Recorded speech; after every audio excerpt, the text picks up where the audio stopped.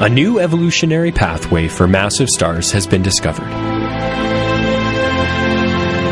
The first phase is a supernova explosion, which leaves behind a neutron star.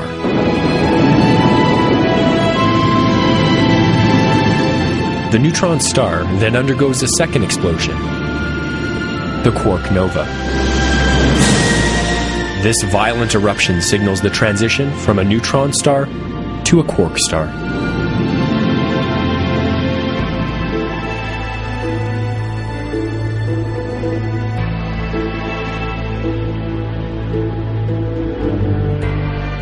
In the late stages of a massive star's life, its interior has an onion-like structure with nuclear burning occurring at different layers. When nickel and iron are produced in the core, the nuclear fusion quickly stops, leading to core collapse. A violent supernova follows.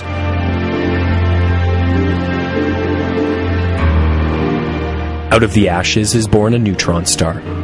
Its fast rotation and misaligned magnetic field creates a lighthouse effect in radio emission.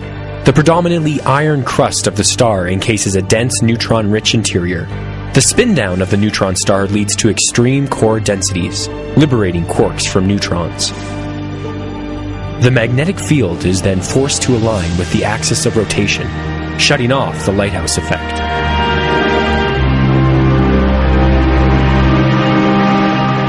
This phase transition releases neutrinos and photons that build up a fireball as the core collapses.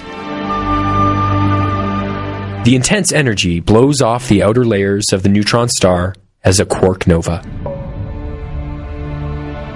If the delay between supernova and quark nova is on the order of weeks, a violent collision occurs, re-energizing the supernova remnant, dramatically announcing the birth of a quark star.